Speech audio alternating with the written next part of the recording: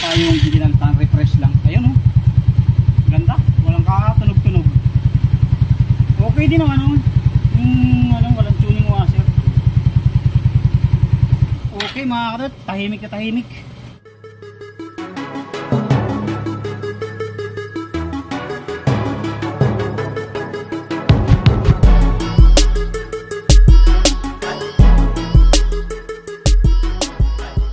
What's up mga kaduit, ayan, magandang umaga sa inyong lahat. At eto ang ating customer ngayong Sunday morning, ating tropa Pits. Nagpapalit siya ng gulong, hindi na natin pinakita. Journey, baka nandyan ang journey mo. Tapos ito, magpapalit tayo ng mag-check tayo ng panggilid niya dahil ito ay once a year din niya lang napapacheck. Parang nagpa-check ka na ano pa, April. Hey there. Subscribe to my channel and also press this bell icon. Sampu mo 1 gig na. Smart mo 200 MB lang.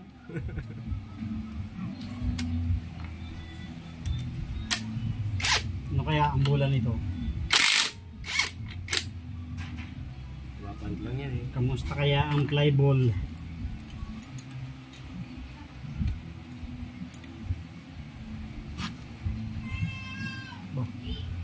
Parang kumapit na to ah. Hindi nagagamit ng 2 araw. Walang pakitaba to, diba? Pag gagamit yung Lunes, yung padyak na.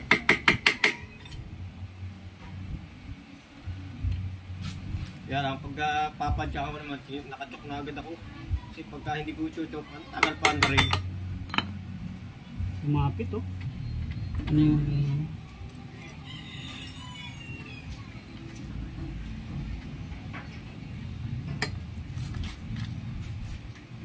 Nagbago yung distance nito kasi ano yan, masikip.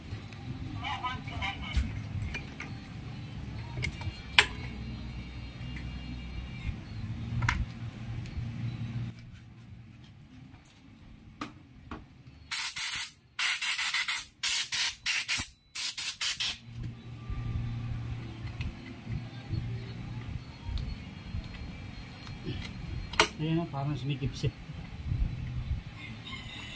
Nagkaroon ng bars to.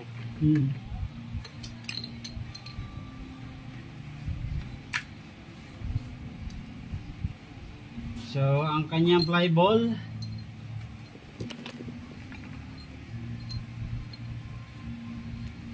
okay pa naman. Goods pa. I-lubricate lang natin yung kanyang pulley.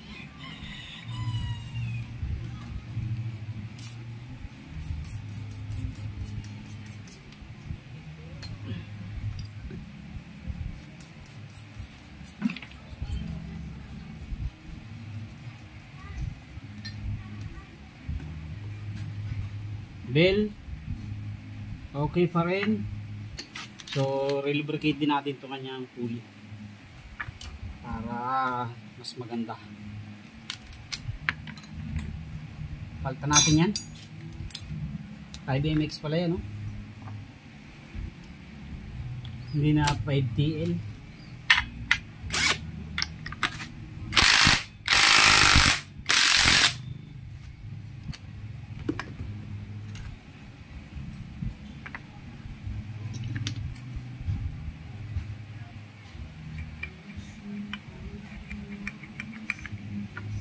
Relubricate natin mga kaduit.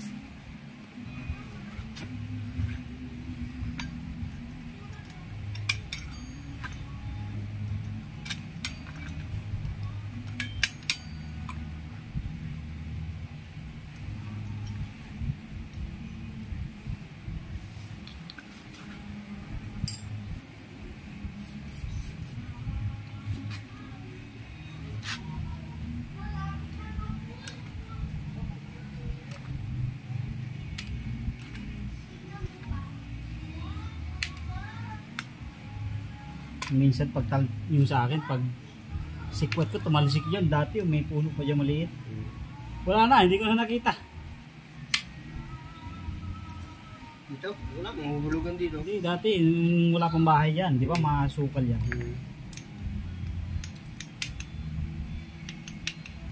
Diyan sa mga butas yan, di ka pa nahulugan.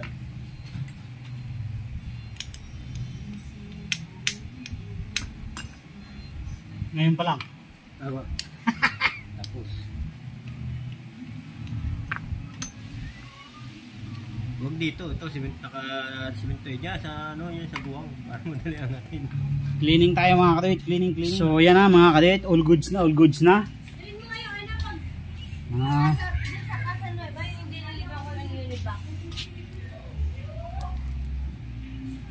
Okay, set na natin mga kadit. So ayan, may konting slot yan dyan sa loob. Pagapangan nyo lang ng grasa yan, kasi yan yung stock na grasa. At isalpak nyo na. Oh, di ba? Tapos hanapin nyo lang yung mga slot. Ayan, mga slot. At lagyan nyo ng grasa. Huwag naman yung sobrang dami kasi huwag naman yung sobrang punong-puno. Kasi pag yan ay sobrang punong-puno, ang tendency pag ikot niyan, hindi maglalaro ang grasa. Maghahanap yan ng lalabasan. Kaya dapat may space yan na paglalaruan. Tulad ng paglalaro mo sa X mo dati. What? Ganun pa. Buti kung ikaw ang naglaro, no? Ikaw pala ang pinaglaruan, ROE. Oh no! Okay, tapos lagay natin.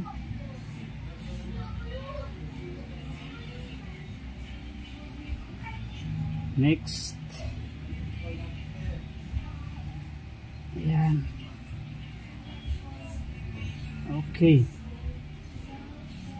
So ensure nyo na nailagay nyo lahat ng pin. And then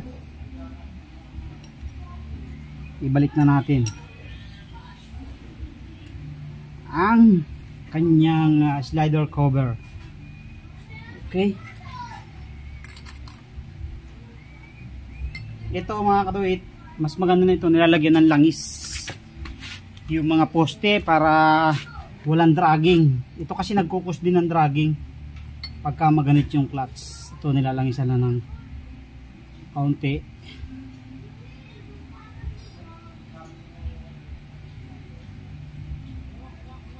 Tapos yung ating clutch lining.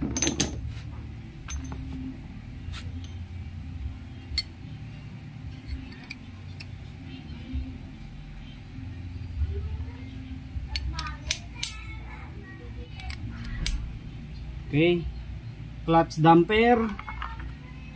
So huwag yung kalimutan yan kasi napakahalaga yan. Maingay yan pagka wala.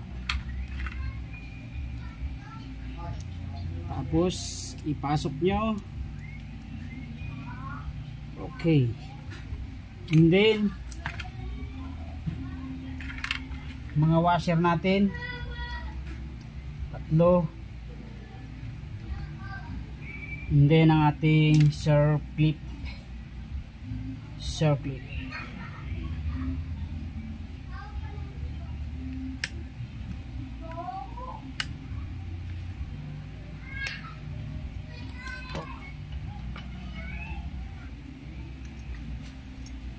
So kung magdi-DIY kayo, bili kayo ng ganito. Mura lang ito mga katuwit, 100 plus lang to kaysa magbanat-banat kayo dyan. Dati katulad ng ginagawa ko. Ito napakasimple lang gamitin. Walang kahirap-hirap. Titiga ka na ng kaunti at yun na. Okay na. See? So ensure nyo na lahat ng mga washer lock nandun. All goods na yun.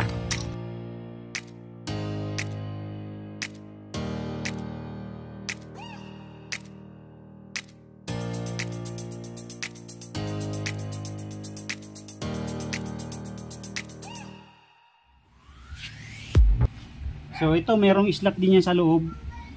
Yung mga stock na ganitong pulley. So palamanan niyo din siya mga kaduit. Kasi yan yung maglo-lubricate sa pin para hindi agad masira. Okay.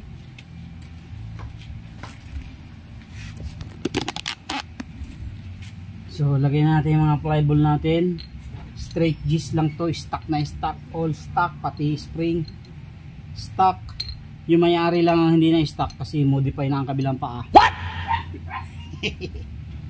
Graded na yun. Upgraded na. Naka-spring na ang kabilang paa niya. Okay, assemble tayo sa ating pulley. Pulley. All stock. Straight G's.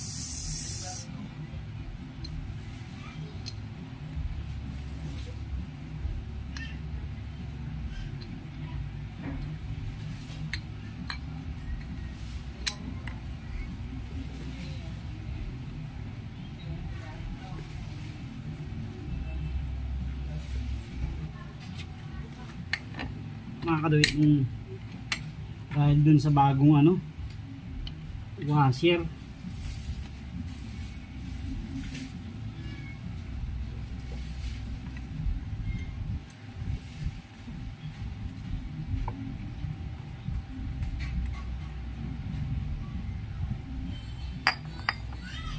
Matanda? Wala yung washer sa gitna. May washer yan dyan. Baka doon sa pinagpapalitan mo ng din.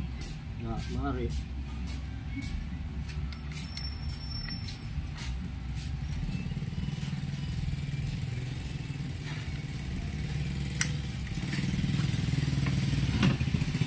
So niliha ko ng konti mga kadit yung kanyang belt tsaka yung lining para medyo mawala yung kinis.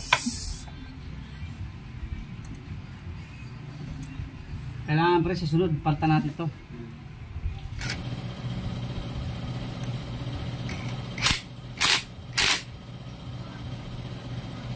Pumasok naman siya.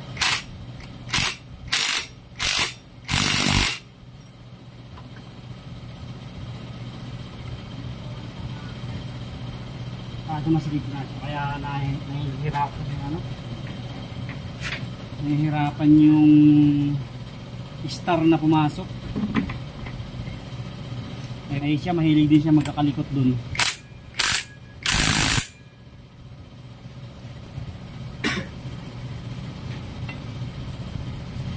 Kaya start mo nga konti. Kaya tayo yung ginaltan, refresh lang. Ayun ganda, walang kakatunog-tunog. Okay din ang walang tuning washer. Okay mga kadot, tahimik na tahimik. So salpak na natin yan. At tayo ay may pupuntahan din after nito. Schedule pa yan. Kaya nga, tapusin muna natin. Ano muna natin, kabit na muna natin.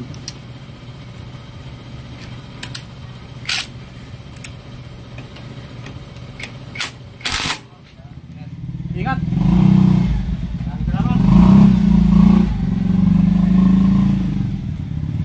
Next tayo, upuan.